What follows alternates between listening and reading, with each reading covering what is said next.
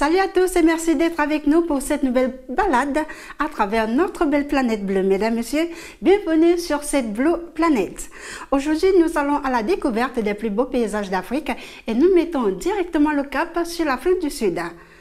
Mais avant, nous vous donnons la réponse à la question de la semaine précédente. Il était question de nous dire tout simplement sur quelle île de l'océan Indien les marins portugais débarquent en l'an 1500. Vous aviez le choix entre trois réponses: Madagascar, la Guyane et la Réunion.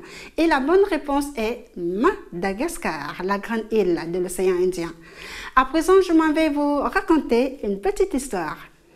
Tout au sud du continent africain, à 200 km au nord du Cap, se dresse le massif de Cederberg.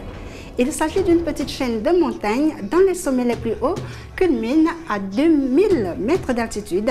C'est l'un des seuls endroits où l'homme, dans son exploitation à outrance de l'environnement, a révélé d'autres paysages encore plus beaux et spectaculaires. Et quand les Blancs débarquent dans cette région au milieu du XVIIe siècle, ils découvrent un splendide paysage de forêts et de rochers. Mais à ce jour, malheureusement, la végétation se limite à quelques fleurs de montagne. Voici la question de la semaine.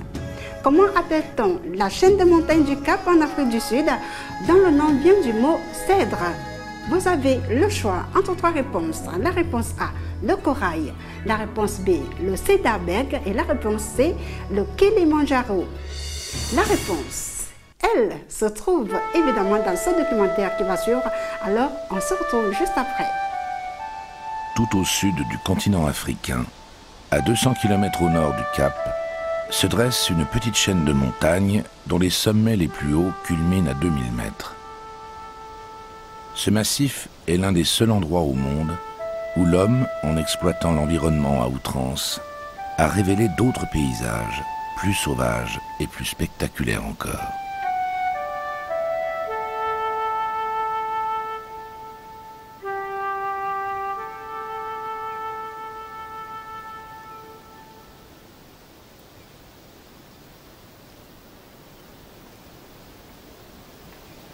Les premiers Blancs sont arrivés dans cette région au milieu du XVIIe siècle. Le paysage qu'ils décrivent alors n'a rien à voir avec celui qu'on a sous les yeux aujourd'hui. Ils disent que la montagne est couverte de forêts, que des milliers d'arbres poussent entre les rochers et dégagent une odeur enivrante. Aujourd'hui, sur ces hauts plateaux, la végétation se limite à quelques fleurs de montagne.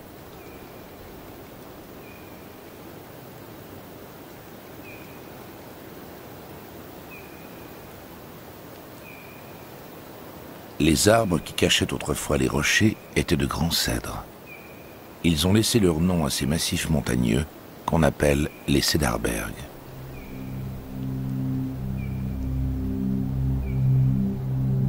Dès le XVIIIe siècle, des bûcherons se sont installés ici et se sont mis à l'œuvre. Au fur et à mesure qu'ils dégageaient ces plateaux, ils mettaient à jour des formations rocheuses spectaculaires. Les cèdres étaient très appréciés pour la construction. Aussi, les coupes allaient bon train et la montagne se dénudait de façon irrémédiable. On voyait de plus en plus de rochers et de moins en moins d'arbres. En 1876, des rangers ont été chargés d'assurer un minimum de contrôle sur les coupes. Mais l'exploitation s'est poursuivie une centaine d'années encore, quasiment jusqu'au dernier cèdre.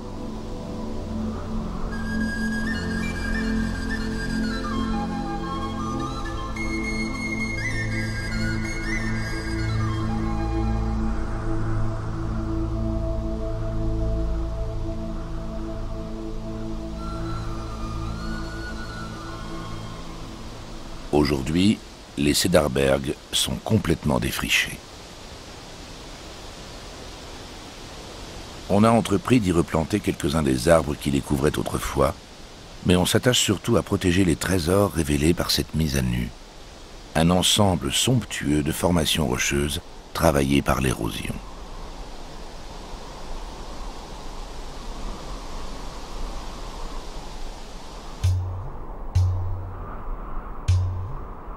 Les roches des Cederberg sont des grès. Le grès est formé de grains de sable. Ils sont de forme et de taille inégales et sont soudés par un ciment. Sous l'action des pluies et du vent, le grès se modèle de façon spectaculaire.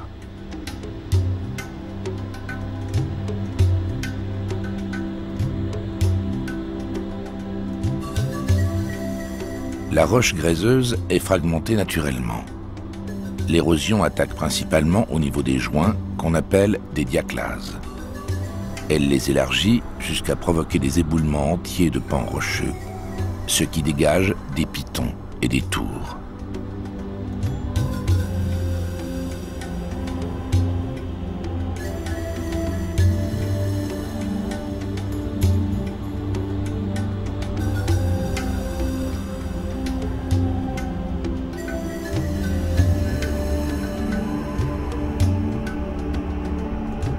Ce paysage ruiniforme est protégé depuis 1973 dans le cadre d'une réserve naturelle de 71 000 hectares, placée désormais sous haute surveillance.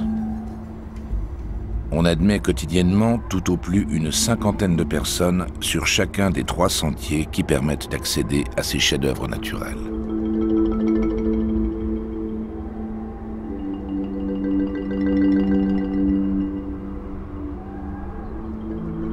Durant l'été austral, de décembre à mars, l'endroit est désert car la température y est torride.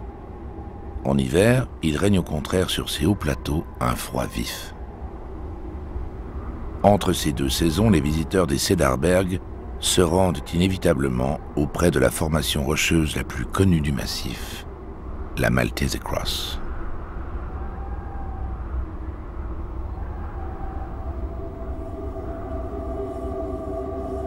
Ce pinacle en forme de croix fait une quarantaine de mètres de hauteur. C'est l'une des roches les plus célèbres d'Afrique du Sud.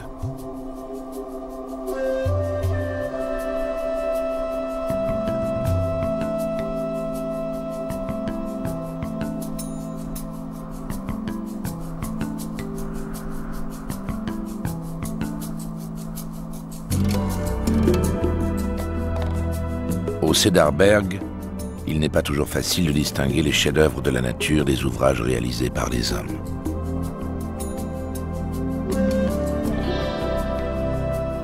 Le site était autrefois habité par des tribus San et Khoi.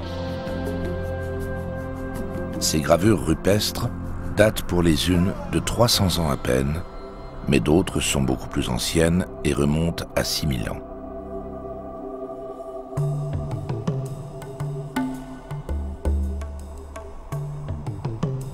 La montagne n'abrite plus aujourd'hui qu'une faune rare et discrète. Il y a des reptiles, des damans et des rapaces, mais surtout une douzaine de léopards qui habitent encore les rochers du massif. Il n'y a quasiment aucune chance de voir au milieu des rochers ces derniers spécimens. Ils sont devenus extrêmement farouches sous la menace des fermiers de la montagne. Depuis 1988, ils font néanmoins l'objet d'un programme de protection.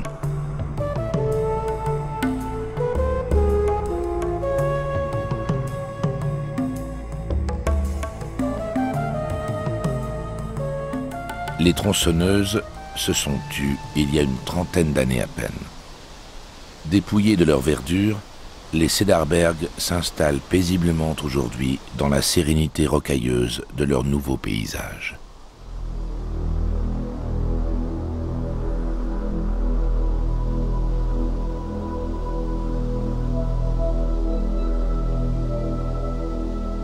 Le massif des Cederberg appartient au même ensemble de roches gréseuses que ceux qui composent, plus au sud, la montagne de la Table et une bonne partie de la presqu'île du Cap.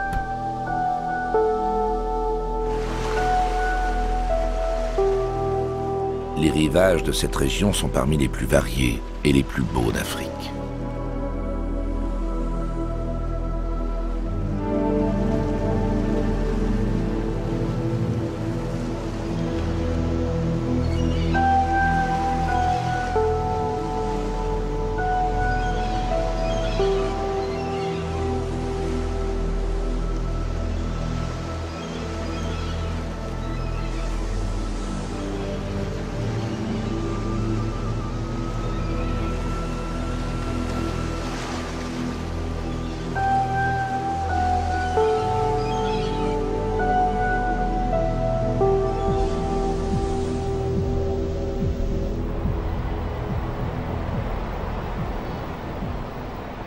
Sur cette façade occidentale de la presqu'île du Cap, les falaises surplombent la mer et offrent de proche en proche une série de belvédères naturels d'où la vue embrasse l'immensité de l'océan.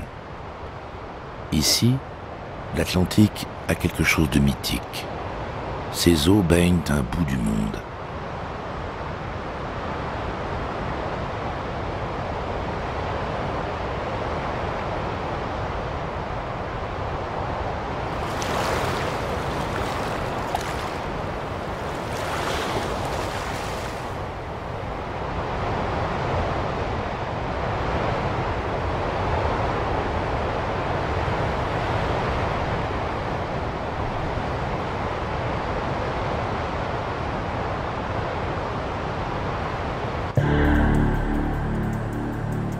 Sur quelques dizaines de kilomètres, la côte offre une succession ininterrompue de rivages d'une étonnante beauté. C'est un enchaînement de criques rocheuses, de pitons abrupts, d'où l'on domine des plages où alternent les galets et les sables.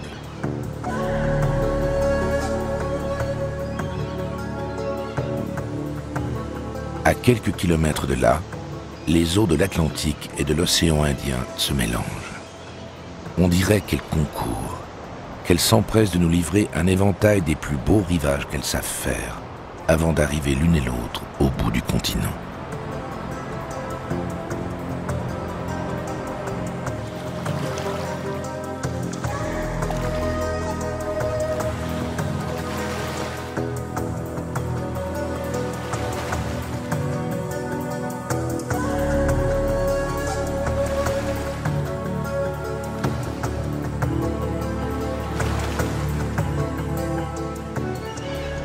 Si ces plages sont superbes, elles sont peu propices à la baignade.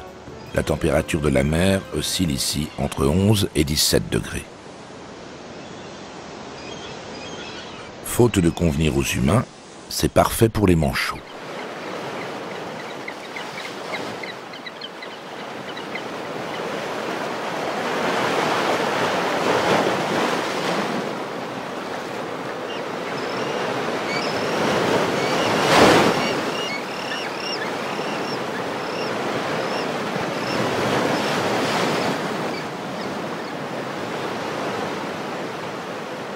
Ces manchots, qui font une soixantaine de centimètres, pèsent 4 à 5 kilos. Ce sont des manchots du Cap. Leur nom scientifique est Spheniscus demersus.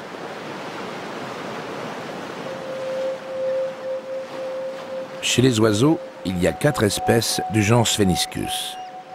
Elles vivent toutes dans l'hémisphère sud, aux Galapagos, au large du Pérou et ici. Les autres manchots vivent dans les eaux beaucoup plus froides de l'Antarctique. C'est la période de la mue et les oiseaux sont tout occupés à leur plumage. Il est le même chez tous les Spheniscus. La partie supérieure est noire, la partie inférieure blanche et parcourue par une bande noire qui fait le tour du corps. Dans ces colonies, il est facile de reconnaître chacun des membres de la famille. Le mâle a le bec plus imposant que la femelle et les jeunes n'ont pas la bande sur la poitrine.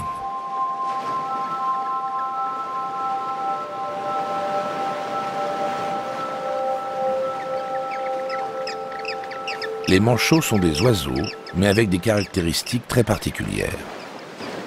Des ailes atrophiées qui servent de nageoires, des plumes courtes et un petit corps grassouillet qui facilite la flottaison.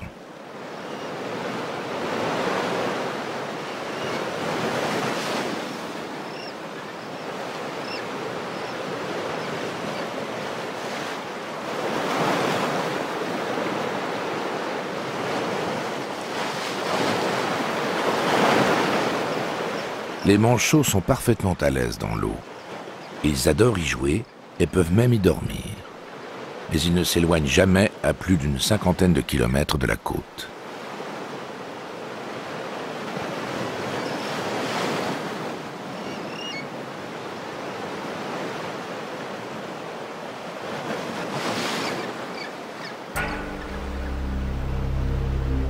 Le manchot du Cap est une espèce endémique. On ne le trouve que sur ce littoral du nord de la Namibie au sud du Mozambique. Cette colonie envahissante de la presqu'île du Cap ne doit pas masquer une réalité, ces manchots se font globalement de plus en plus rares.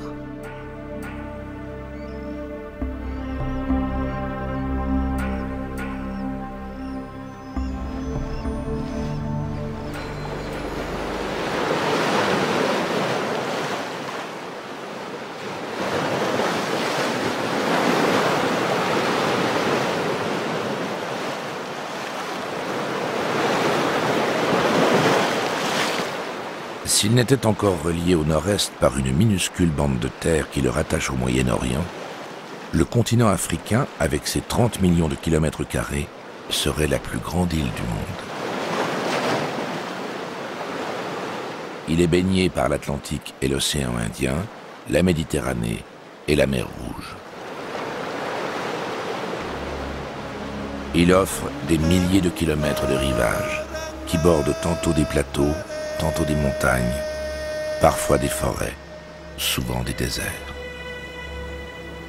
C'est une alternance de côtes idylliques ou désolées, mais quasiment toujours vierges.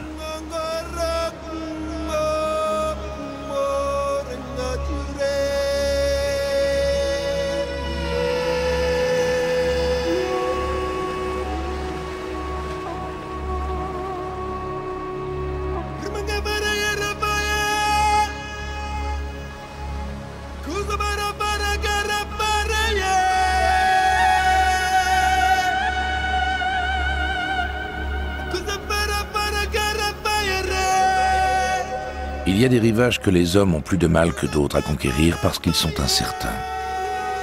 On ne sait jamais vraiment trop où ils finissent et où ils commencent. La végétation elle-même, comme prise d'un doute, s'accroche de toutes ses forces au sable, noyé dans l'eau saumâtre. C'est une mangrove. Comme il en existe tant en Afrique, chaque fois que le sol est si plat que les fleuves traînent à déboucher dans la mer. Ils mêlent alors interminablement leur eau douce à celle de l'océan qui monte et s'enfonce plus ou moins loin dans les terres.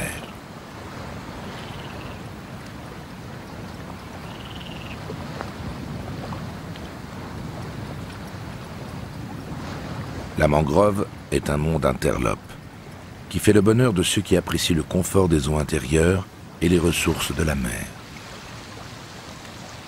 C'est un écosystème très apprécié des oiseaux parce qu'il regorge de crustacés et de coquillages.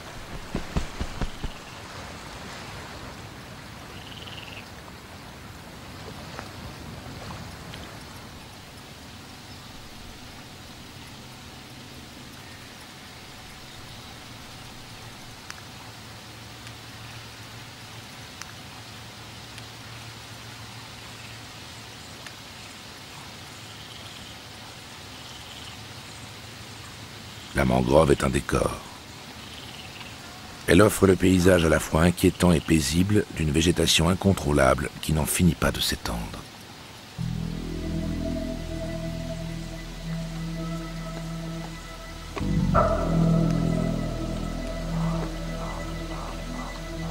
Ce sont des bras d'eau multiples, des canaux plus ou moins larges, enchevêtrés jusqu'à l'absurde.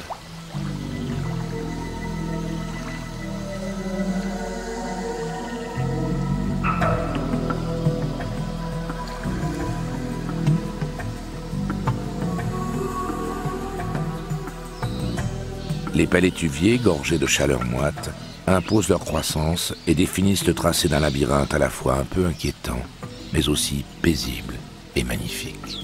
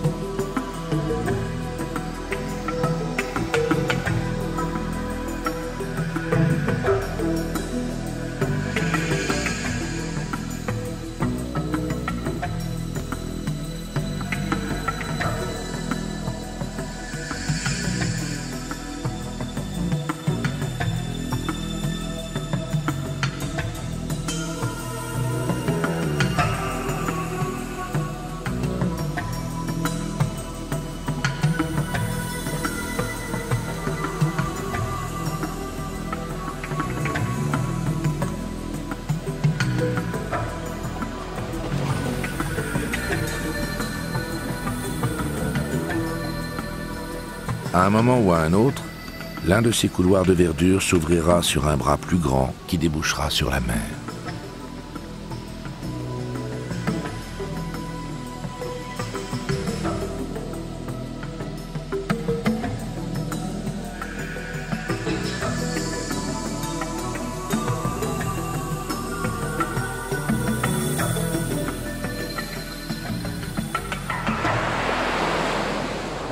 Le littoral africain a quelque chose de particulier.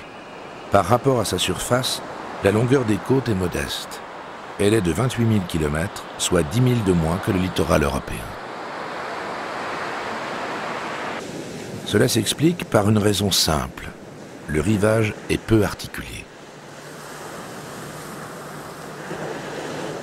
L'océan Indien, comme son grand frère Atlantique, présente le plus souvent des enchaînements de plages presque droites.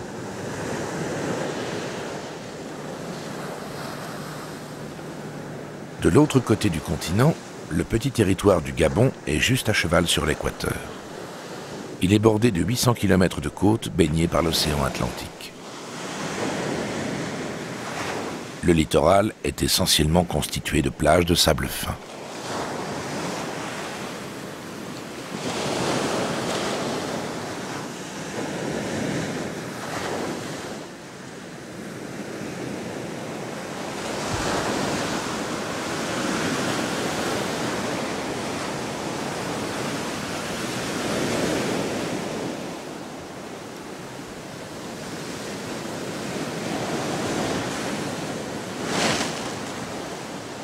Ici, les rouleaux de l'océan véhiculent des troncs qui sont les résidus d'exploitation de la grande forêt. Le pays couvre 267 000 km² et la forêt en occupe 200 000. Les aviateurs disent que vu du ciel, le pays ressemble à un champ de persil. Au sol, on se rend compte simplement que chaque brin fait 40 à 70 mètres de haut.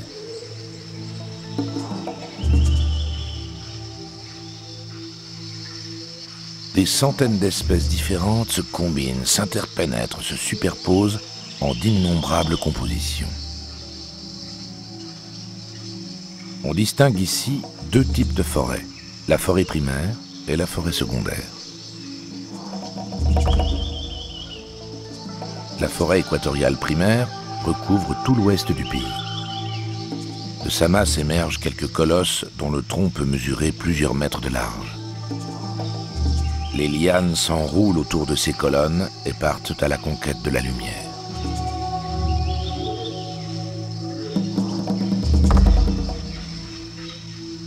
Toutes ces espèces luttent pour essayer d'atteindre leur place au soleil. Faute de quoi, si elles restent dans la pénombre, elles ne viennent jamais à maturité. Au sol, des feuilles flétries, des débris végétaux en décomposition, forment l'humus sur lequel se développent aussitôt de nouvelles formes de vie.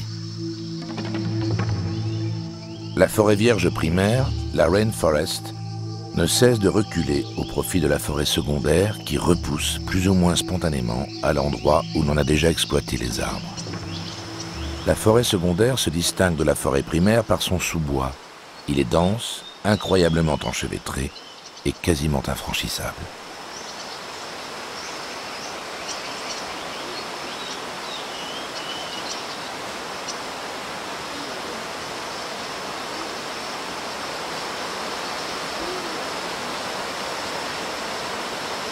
La grande forêt est traversée par une multitude de rivières, mais surtout par l'Ogoué. Le fleuve, qui fait 1200 km de long, est la véritable artère centrale du Gabon.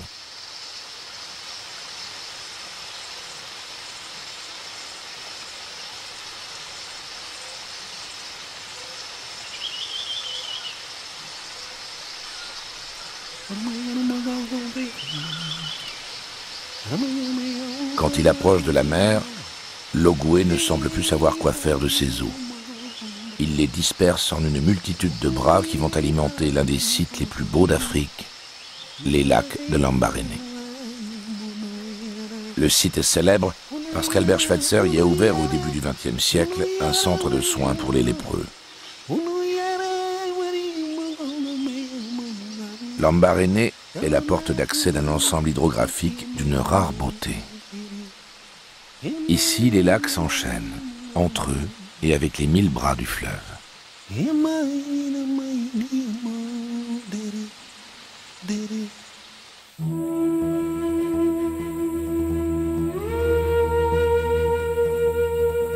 En Afrique, la végétation participe comme nulle part ailleurs à la beauté des sites. Elle joue avec la lumière, se pare au gré du jour de ses couleurs changeantes.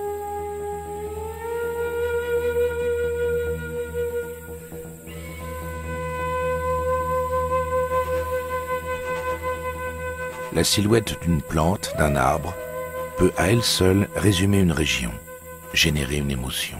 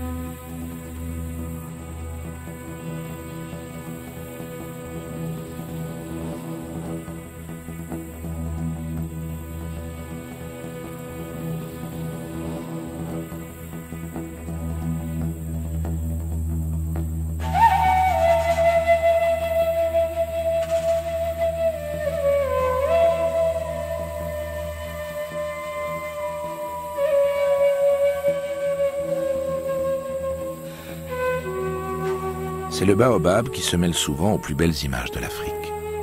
Mais d'autres espèces plus rares ou plus modestes permettent sans autre détail d'identifier à coup sûr un paysage.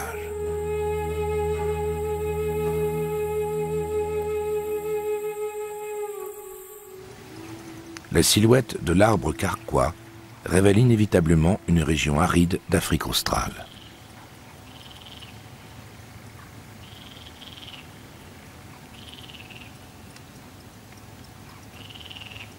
On l'appelle aussi cockerboom et son nom scientifique est Aloe dichotoma. On le trouve essentiellement en Namibie. Ce n'est pas vraiment un arbre, c'est plutôt une sorte de plante géante qui atteint couramment 8 mètres de haut.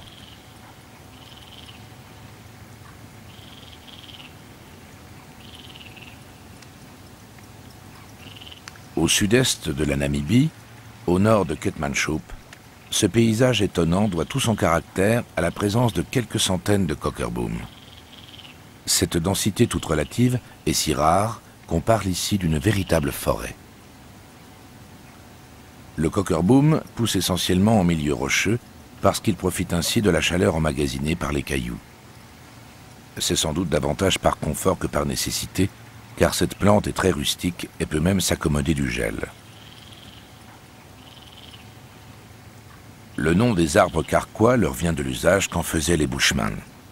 Ils en débitaient le tronc, les vidaient et y rangeaient leurs flèches.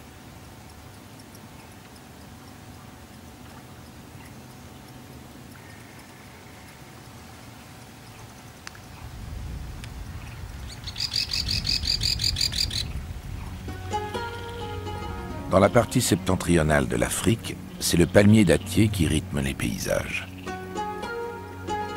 On dit de ces fruits que ce sont des doigts de miel et de lumière.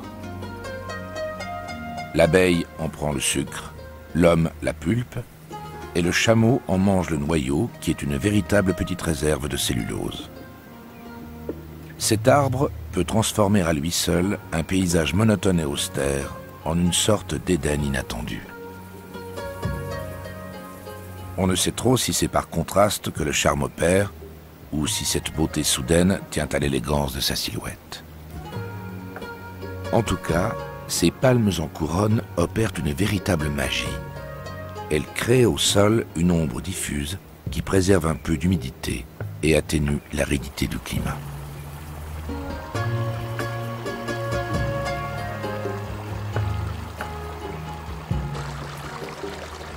Partout où l'eau est rare, il suffit qu'elle ruisselle, qu'elle frissonne au creux d'un rocher pour que la vallée entière révèle son charme, qu'elle s'affranchisse d'un coup de son environnement âpre et austère.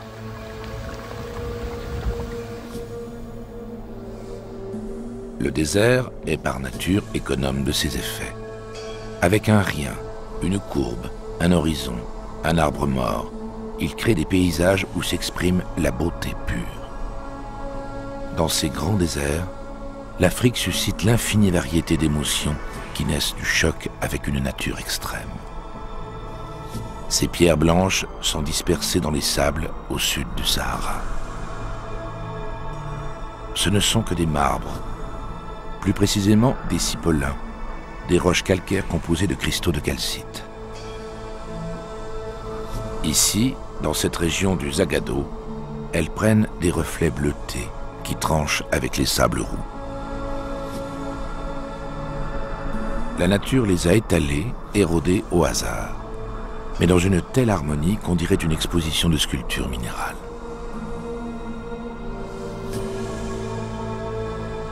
C'est l'érosion qui, dans ces paysages désertiques, fait l'essentiel du décor, avec ce qu'elle a sous la main, de la roche ou du sable. Parfois, le sable peut être compacté par les éléments au point de former une sorte de matière solide, qui subit alors à son tour d'autres processus d'érosion.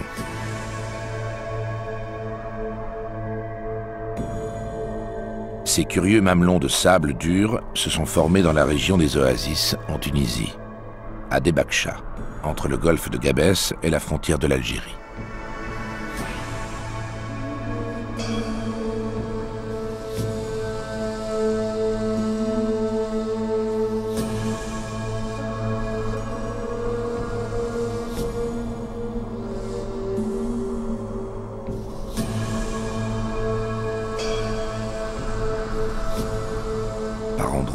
Le sable a constitué des sortes de structures tabulaires impressionnantes qui font penser que le phénomène s'est renouvelé à grande échelle au point de dresser de véritables massifs de sable. En fait, ces plateaux isolés ne font que quelques mètres de hauteur. On manque à dire vrai de référence car ils sont situés en bordure de l'immensité du Chott El Djerid.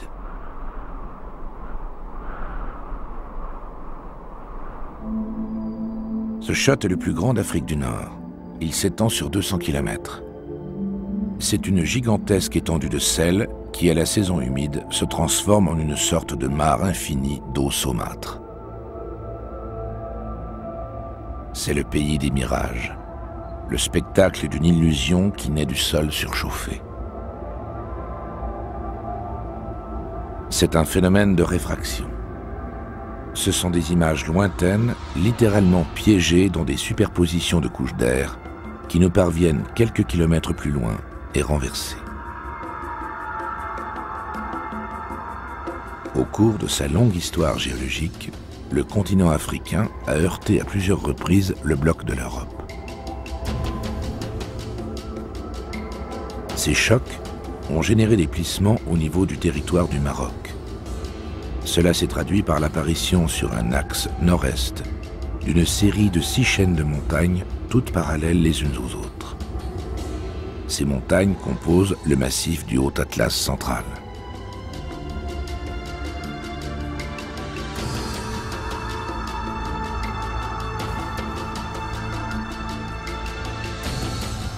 C'est un massif calcaire dont la matière date du Jurassique.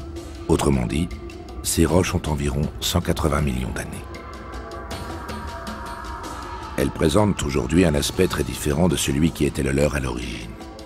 Entre-temps, elles ont subi quelques mouvements de la croûte terrestre et puis elles ont surtout été soumises à l'érosion.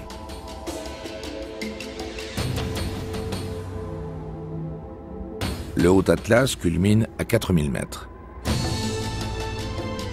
Il y neige en hiver et en été, il est sous les rayons du soleil marocain. La pierre vit plus ou moins bien ces changements de température.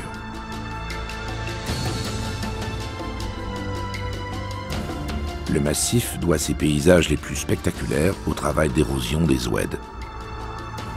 Un grand nombre de ces cours d'eau sillonnent les 30 000 km² de la montagne.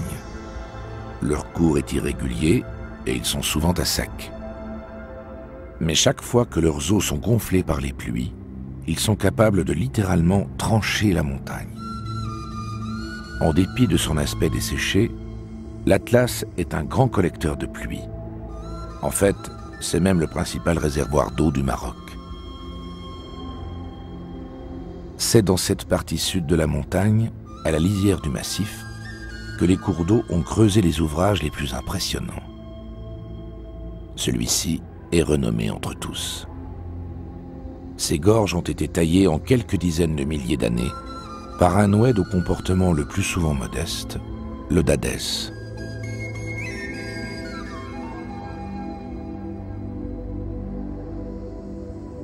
Comme le Dadès, beaucoup d'autres cours d'eau qui traversent l'Afrique ont créé des paysages spectaculaires. Parfois, ils ne font que passer. Ils se contentent d'animer quelques-uns des plus beaux sites du continent.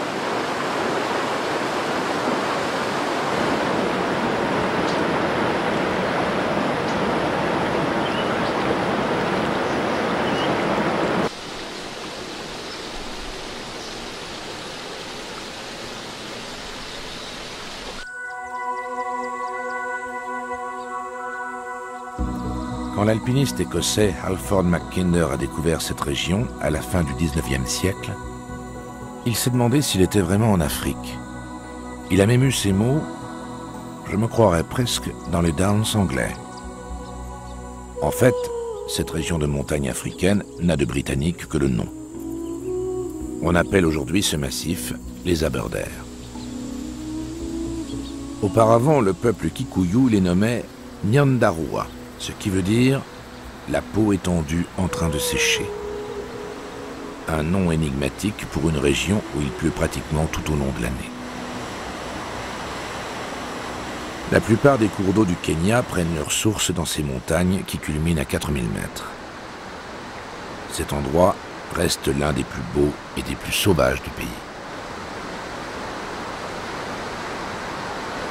Entre 2000 et 2500 mètres d'altitude, les flancs du massif sont couverts d'une forêt équatoriale impressionnante. Mais plus haut, vers 3500 mètres, la forêt laisse la place à une vaste étendue de landes à la végétation lunaire.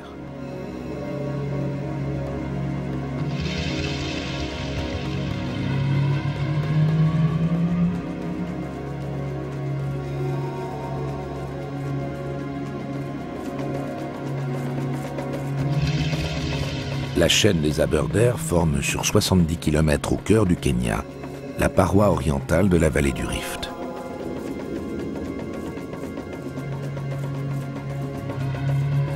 Comme pratiquement tous les reliefs ici, la montagne est d'origine volcanique. C'est une accumulation de vieux volcans éteints et usés.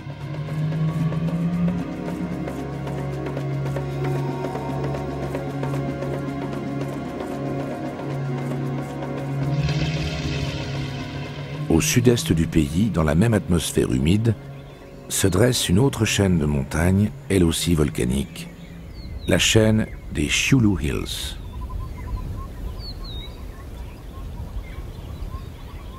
Le massif s'étend sur 80 km. Il déroule à perte de vue des vagues de verdure. La plus haute culmine à 2100 mètres.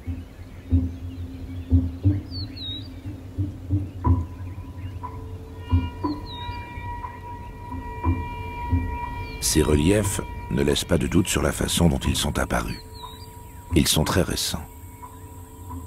On estime généralement que les Shoulou Hills sont nés il y a 600 ans à peine. C'est l'une des chaînes de montagnes les plus jeunes du monde.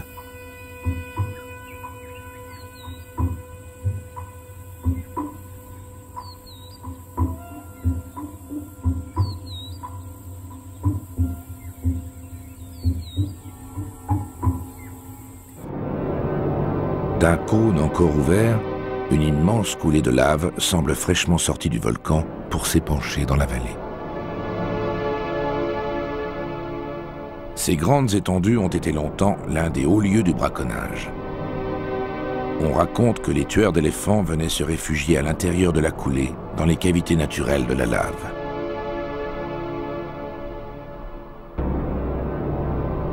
La lave aurait surgi il y a 400 ans. Elle a frappé les esprits, car elle aurait englouti sur son passage plusieurs kraals Maasai.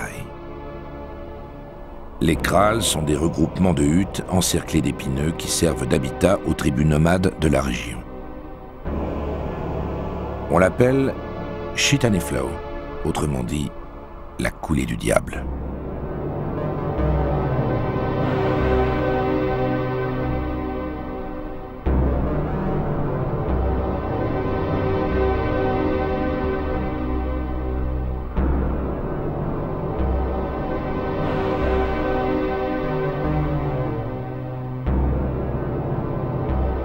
La masse volcanique des Choulous draine d'énormes quantités d'eau. Une partie de ces eaux réapparaît en surface en plein cœur des zones arides du Tsavo, où elle ménage une véritable oasis.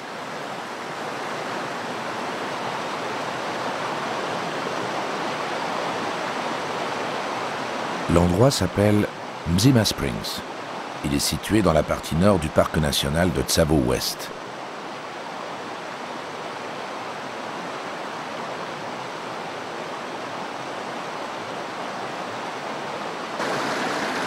Ces sources, bordées de papyrus, de palmiers et d'acacias, déversent à longueur d'année d'énormes quantités d'eau fraîche et limpide.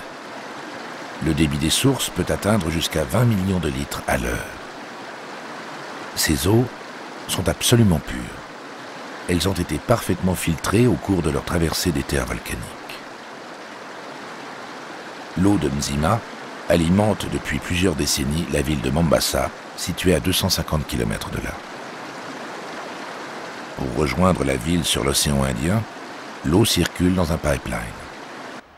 Le bassin, alimenté par les sources, fait office de paradis pour une quantité d'animaux plus ou moins spécialistes du milieu humide.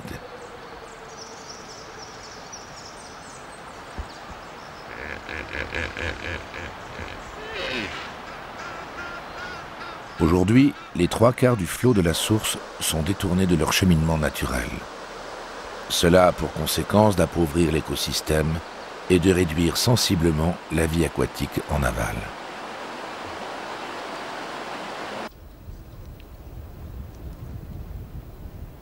L'eau et l'absence d'eau déterminent les couleurs et l'animation du paysage.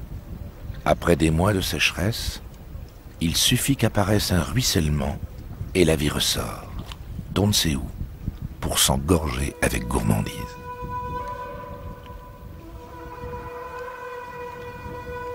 Dans la zone sauvage qui s'étend au nord du mont Kenya, le changement des saisons opère des transformations spectaculaires du paysage. C'est le pays Samburu. Alors tout simplement, c'est comme cela qu'on a appelé l'une des plus belles réserves du pays. La réserve nationale de Samburu n'est pas très grande. Elle ne couvre que 225 km². Même si l'on prend en compte les réserves voisines de Buffalo Springs et Shaba, cette zone protégée est de dimension modeste à l'échelle du pays. Mais elle propose quelques-uns des plus beaux paysages d'Afrique. Samburu est situé au pied de la chaîne des Matthews, aux limites des zones désertiques du nord du pays. Au sortir de la saison humide, les sables et les collines volcaniques se couvrent d'une somptueuse végétation qui devient le cadre d'une vie animale hors du commun. C'est le territoire d'espèces qu'on ne trouve souvent nulle part ailleurs. De la girafe réticulée avec sa robe tracée au pinceau, ou du zèbre de Grévy qui semble être passé lui aussi entre les mains d'un artiste de la rayure. C'est un monde délicat et raffiné. C'est le territoire des Gerenouks, qu'on appelle aussi les antilopes girafes. Ces animaux semblent avoir été dessinés par un de ces peintres italiens de la Renaissance qui allongeaient de façon démesurée le cou de leur modèle pour qu'ils y gagnent en grâce.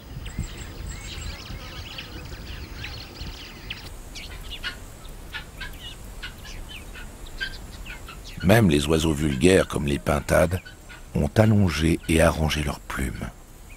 Elles se sont dotées aussi d'un petit col de velours par souci d'élégance.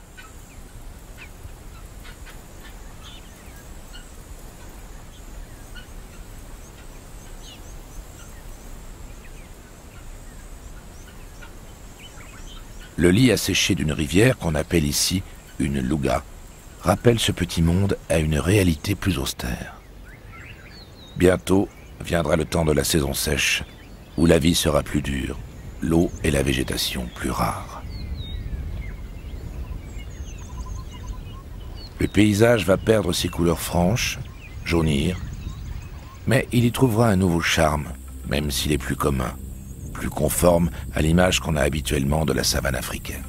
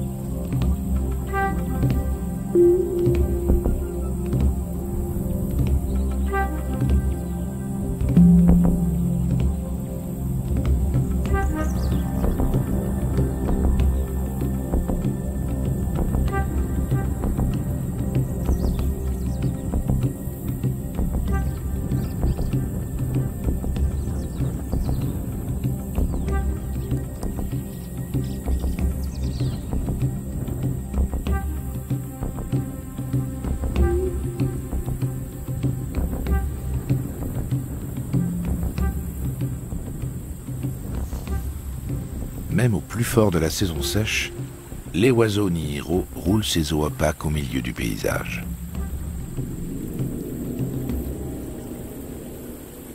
En Samburu, Ewaso Nihiro veut dire la rivière aux eaux brunes.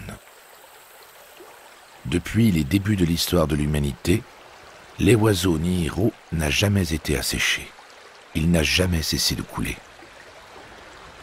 La rivière abrite depuis des centaines de millénaires ces énormes crocodiles du Nil qui peuvent atteindre ici une longueur de 6 mètres.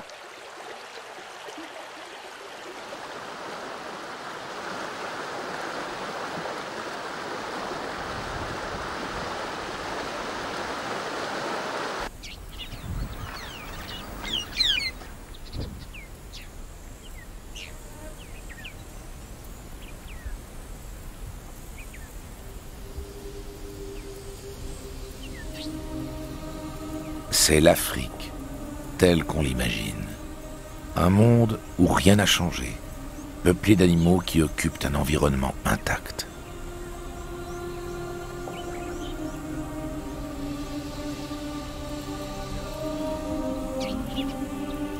C'est en Tanzanie, dans la réserve du Serengeti, qu'on a sous les yeux comme nulle part ailleurs l'image mythique de l'Afrique. L'espace est considérable, ouvert jusqu'à l'infini. Il est tel que l'ont vu les premiers hommes.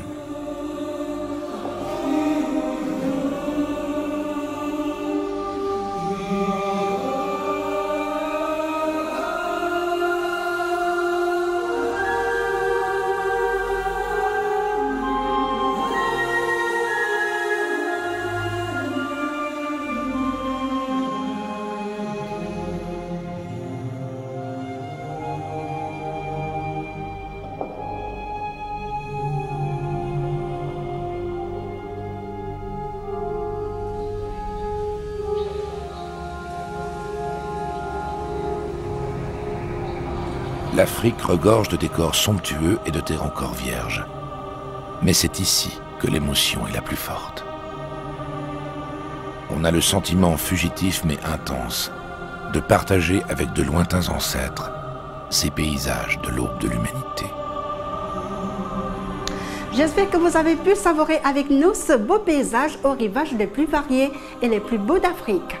Il faut dire que le Cédarberg est l'une des aires protégées de la région florale du Cap. Il est inscrit sur la liste du patrimoine mondial de l'UNESCO depuis 2004. Et je vous redonne donc la question de la semaine. Comment appelle-t-on la chaîne de montagnes du Cap en Afrique du Sud dont le nom vient du mot cèdre? Le corail, le Cédarberg ou le Kilimandjaro? Pour participer, vous connaissez le principe. Envoyez votre réponse au numéro 8877 précédé du code 7B. Cela vous permet de participer au tirage au sort de cette fin du mois de mai. Le lot à gagner, c'est un magnifique écran plasma Full HD de 60 pouces avec connectivité Wi-Fi 3D d'une valeur de 2 753 450 francs CFA. Alors n'hésitez pas et surtout multipliez vos jeux. Évidemment, il y a d'autres nombreux lots à gagner. Mais n'oubliez surtout pas ce magnifique écran plasma Full HD de 60 pouces avec connectivité Wi-Fi 3D d'une valeur de 2 753 450 francs CFA. Je vous laisse donc à vos téléphones tout en vous donnant rendez-vous la semaine prochaine sur Canal 7, la chaîne panafricaine.